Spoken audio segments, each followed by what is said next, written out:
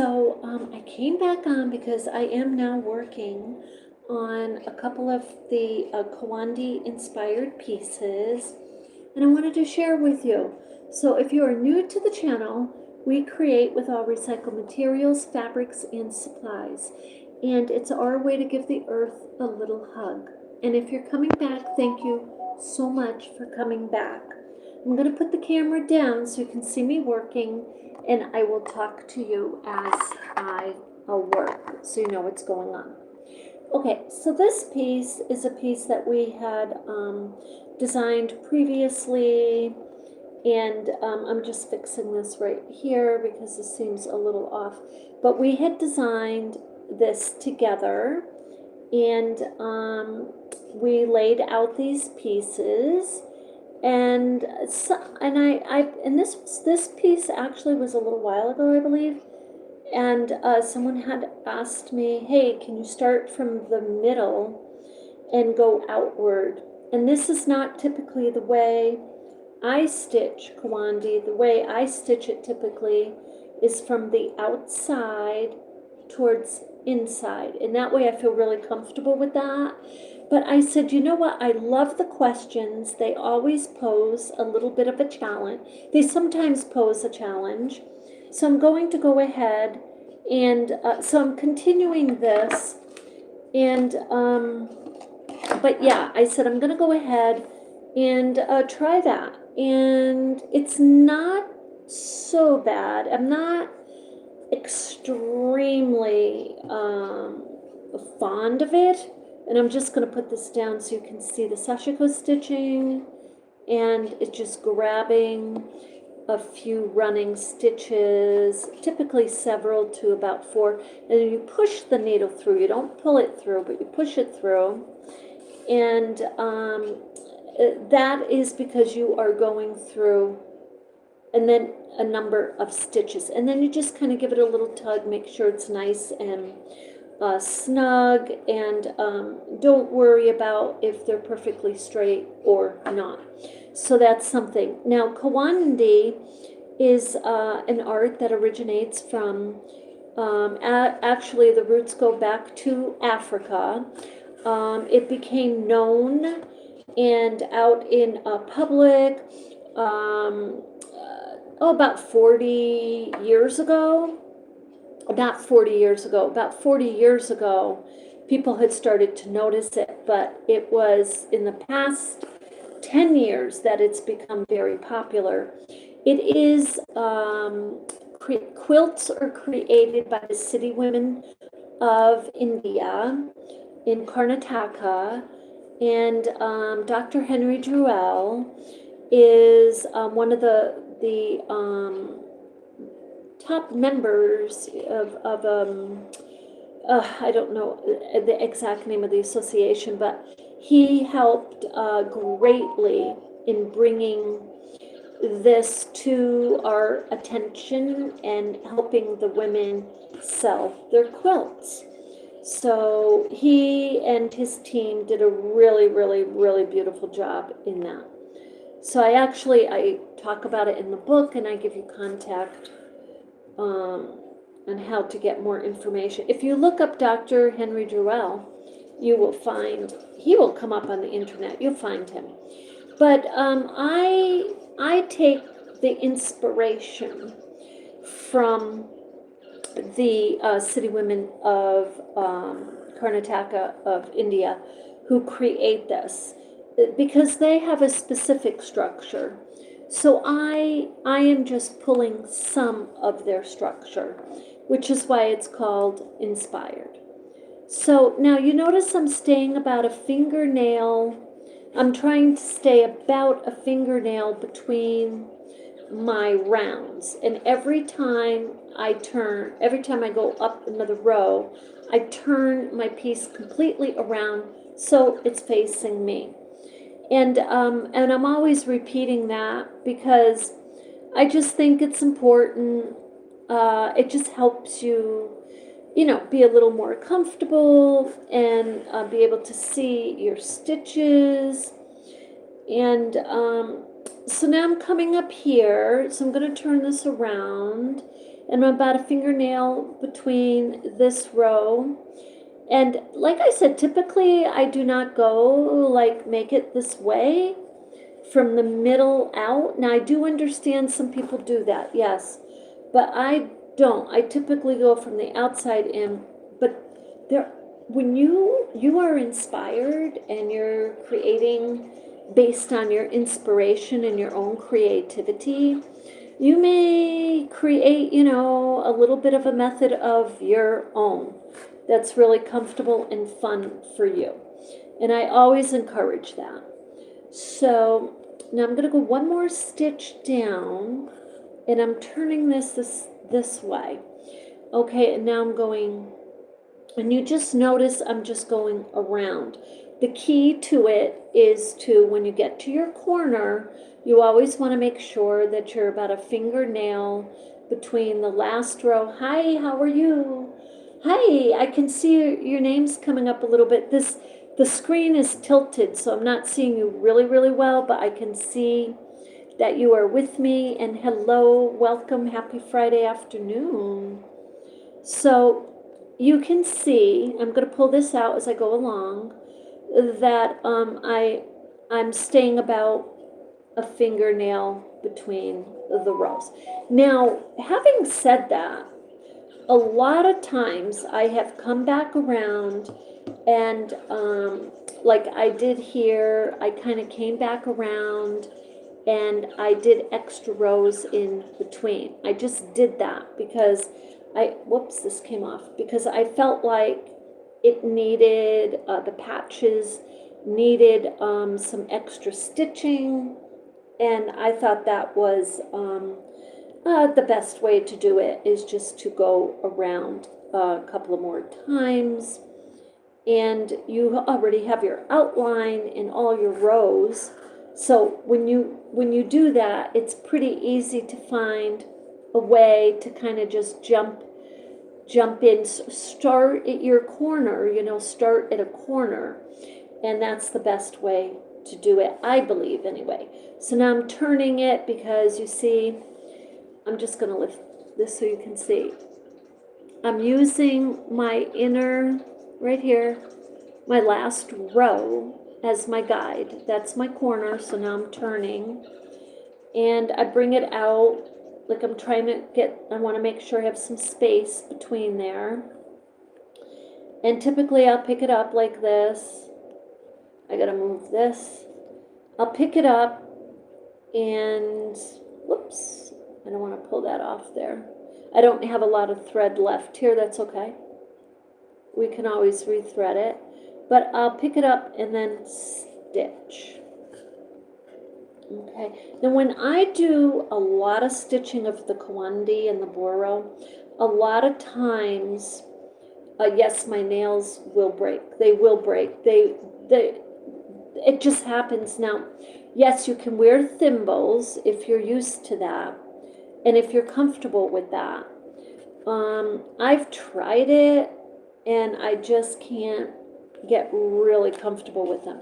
So when you come to the back, if you're ending a stitch, end it in the back, and then you can just kind of weave the tail into the other stitches here. Okay, just so it is woven in well. Lost that one. Okay, I guess it doesn't want to go that far. So that's good right there. And now I'm going to rethread it. Or I guess I have this one right here. So I'll just use this. And I'm going to continue right in the next space to do my stitching, to go doing the rounds. And I don't want it too far on the edge because it will, I could rip the fabric. So I'm just going to go around, and then when I see the turn, that's when I know, okay, I'm going to get ready to turn my piece. Okay? And Kiwandi inspired, just like a Boro, you do not need to worry that your stitches are perfectly straight. At least, unless you want to. There's a couple of theories and methods to that. So, I, as you know, use the ancient method of creating, so I do not worry. I love the fact that it's not perfectly straight. Okay, so, and I just continue like this. So, and I'm going to turn one more time, and then we're going to go to the other piece. I'm going to show you how you put back to front hem on a piece like this. Okay, now here, I'm just going to hold that up right here. Let me show you. You can see a little bit the fabric is lifting a little bit there, and it's not really sewn well into this piece. I kind of came on the edge of it a little. So what I'm going to do is a couple things. I'm going to do a little back stitch, and I'm going to come up and just beyond that, it may not grab it, but that's okay. I'm going to do a full stitch forward. Okay, so you see what I did there? I did a little back stitch just to, because it just was on the edge, and then I did a nice forward stitch. So that just closed that round. Okay, and the good thing is you want to end when you're in the back of the piece. So I'm going to turn it, and I'm going to space it again, and then I just continue to do my stitching. And this is pretty much, this is your Kiwandi. This is how you get your Kiwandi piece. So I do lay out all the pieces pretty much in a single sitting, and but you do not need to do that. You can stitch piece by piece as you place them down. You can stitch them. So then it comes together in a completely different timing. So that is Kiwandi, okay? And you just keep going around like that until you complete on the edges. Okay, now I'm gonna, here, I'll put the camera up for a minute. Hi, I hope everyone's doing well tonight and your Friday night. I love the weekends. You know, I love the new projects and everything I'm going to try. Now this piece is a piece that we laid out together here on Echo Art with Carmella-T. We laid this out and we started to stitch it together. We started from the outside, and I just completed it today and ended up on finishing it. So you can see there's a little gather in the middle. That is totally normal. That is what happens. That's why you typically in Kiwandi, in traditional Kiwandi, the authentic pieces, they start from the outside and they go in. Okay, so this piece that I started from the in out is a little odd, but a little fun. So now what I did is just a back to front. I'm going to iron that, but did a back to front. So I put the back piece on and just folded it. Folding on this particular piece, I folded the top and bottom first, and then I folded the sides next, and that way you have them both folded over. And that's how I did that. Now to sew this, let's get some thread here, and I'll show you how. I just do a simple running stitch, and let's see here. Okay, and I tie a knot. Here, I'll put this back down so you can see. Okay, so I simply put that over there, tie a couple of knots. Now, I love making these because these are the little mini wall hangings, and I just love them. And making them even smaller gets a little more difficult, I'm going to be honest, but I really, really like them just even smaller than that. But it gets difficult because you're trying to hold the pieces together unless you use just a few pieces. So all I do here with the back to front after I folded it and pinned it, I'm just simply, this is how I do it. You can certainly use a sewing machine. Hi, how are you everyone? Thanks for being here. I hope you're having a beautiful Friday. So I just simply put the needle underneath. I gotta move this. I put the needle underneath and just bring it up. Now they say to kind of stay, when you do hemming, they will tell you to stay on the very edge. They'll tell you to stay on the very edge of the hem. So I don't do that typically. I stay, first I'm going to go down because I want to get that sewn. I stay in the middle. And that way, if I do want to put another row of my stitching, I can. So I'm going to come up because I just wanted to grab that. Okay, now I turn whatever hem I'm working on towards me. And you got to be really careful of these pins because they will get you. So, and then I just simply do simple sashiko stitching all the way across.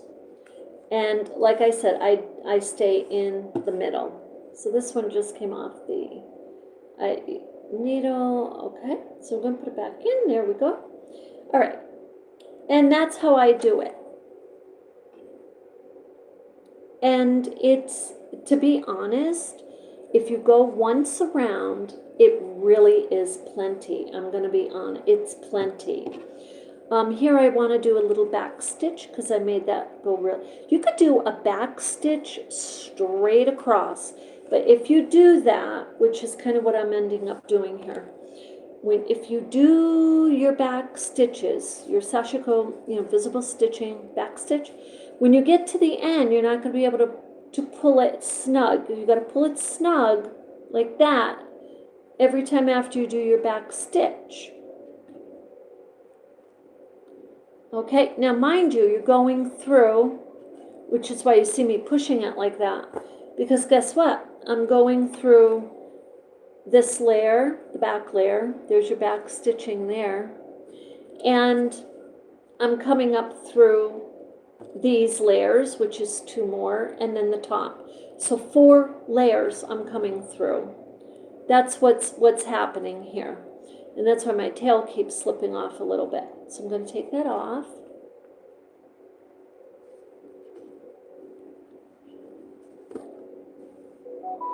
But something like this, doing a back stitch all the way around, like I said, you probably only have to do it once. Now, when you come to the corner is folded. So now you're going to have another layer. You just are, it just is like that. But that's only on your corners. Okay, now I'm turning it because I'm going to bring this here. And I want to catch this going down. And I'm just pretty much staying in the middle. Okay. And that's it. And then and I go all the way around like that. And then what I do is a couple of different, you can do a couple different ways to hang this. Okay, so I'm going to tell you what I've learned. I had bought a thrift shop piece that had little, and I think you probably saw this, had little ringlets, plastic rings, like keychain rings, on the back of it, sewn onto it. So yes, you can use little keychain rings to put on the back of this to hang it up. That's a cutesy creative way to do it. Or you can use a regular piece of wood. But if you use wood from the outside, you want to make sure you strip it of the bark so there's no little bugs or anything, and wash it. Seriously, wash it with hot water and soap, and even let it soak. But get it clean. And guess what? You can sew that on here as a way for someone to you can put your twine on it, like you sew it on the back like a dowel, and then you put your twine on it. It has a little hanger. Or you can simply take your twine and hang it, tie little knots on it, and sew it onto the corners. And that to me is the cutest. And I do like the natural wood also. So this is basically how I do it. It's very simplistic, but it's very cute, and it's a lovely way to use your scrap fabrics. And you are also appreciating in promoting the awareness of historical cultural arts, of the Kiwandi or the Boro, or whichever it is that you are choosing to do. So I just wanted to jump on here tonight and share with you. Yeah, I hope that you're being inspired. Oh, thank you. I hope you're being inspired, and that's my goal. That's one of my major goals, is to inspire artists who are, because a lot of times artists get to the point, they're like, well, I'm so busy, I'm thinking about it, I'll get to it. And you know what I say to them, and I've said this before on this channel, is put the project in view. I totally understand having raised 3 kids and being a single mom, working a couple of jobs. You can't, it's almost impossible. It is, because when you get to it, you're exhausted. You're just, if you're not physically tired, you're mentally tired, and you need to rest. But this is the good thing. If you prepare it and you get whatever your project is in view, when you get those few minutes, believe me, you'll be working on it. And then you'll figure out how to get that downtime or relaxation for at least an hour. If you get that at least an hour once a week when you're a really busy family person, that's amazing. And then you can just work it into your downtime more and more. So anyway, this piece is this piece kind of got stuck there. Anyway, so I'm gonna have to pull that back. But anyway, I just wanted to get on here and share this with you and hope that it inspires you. So this is Kiwandi, and I have so many other projects to do. So all the projects that we focus on here, the eco art, eco-friendly, earth-friendly, we want to focus on all those things. So if you have any ideas, let me know. I have a number of projects on my agenda, my list I want to get to, and I've mentioned some of them to you as we're going along, and but together we will get there. But if you have any questions at all on what we're doing, let me know, and I'm more than happy to answer. So I'm trying to get the tail out here. There we go. And especially if you're new to the Kiwandi or the Boro. So and we should do a crazy quilt. When I do crazy quilts, I'm telling you, and if you've seen any of my videos on crazy quilts, to me, crazy quilt is a totally different level. It's almost beyond me. It's like, I don't know if I really even enjoy doing the crazy quilt. I do like the challenge, and it is a challenge, because We're not cutting those pieces. We are using them raw as they are, period. That's the crazy quilt, is you've got these pieces, like, let's say you were cutting out a sleeve, so it's rounded, or neckline, or a sharp V, whatever it is, that's in the crazy quilt. You need to fit those pieces in, and you're not necessarily putting them on something that is going to complement it. You're fitting it in as a puzzle. This is why you don't see me do crazy quilt a lot. But the thing about crazy quilt is it's using up all your fabrics. You know, it's like zero tolerance. That's what I love about it, it's using up like this, like those scraps, like this here. This, okay, so maybe, you know, at the very least, what I might do with this, if I had to, is just cut that, right? But that's as far as I would go. I wouldn't be manipulating this, nor would I manipulate this. So then, you know, you start fitting, you see what I'm saying? You start fitting them together. So we'll be getting to a crazy quilt for sure, for a mini wall hanging. So anyway, I hope that does inspire you, and I'm glad that it did inspire some of you. Actually, you did say it did. Thank you for letting me know that. That makes me very happy, and it makes me feel like, yes, I did my job today. So with that, I hope that you have an absolutely beautiful Friday. Let me know what projects you're working on. I'm really curious to know. And when these two pieces are complete, I'll show them to you, which will probably be tomorrow. So with that, you have a beautiful evening, and I send you love and light.